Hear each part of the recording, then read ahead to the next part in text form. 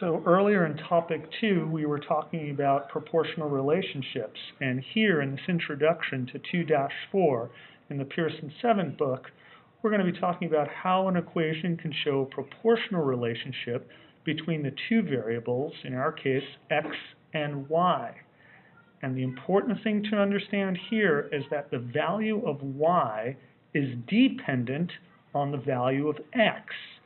X is independent. Let me show you what I mean by that. I can pick any variables I want, any values I want for x.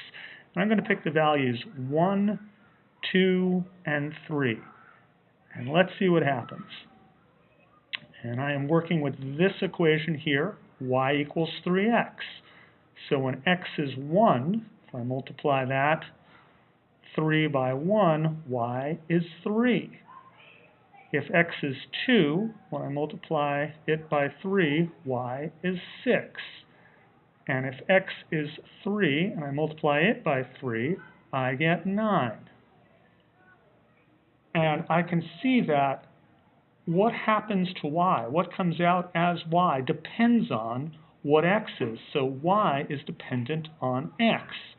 And there is a relationship that we can see here between y and x. And using a one-step algebra equation, solving this for the 3, we can see this, right? If I take y equals 3x and I divide both sides by x, you'll notice that what I end up with is y over x equals 3.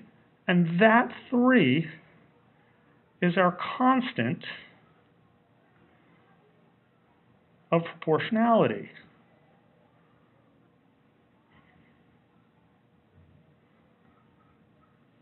And of course, that works out each time, right? If we know that y over x, if y is 3 and x is 1, that equals 3.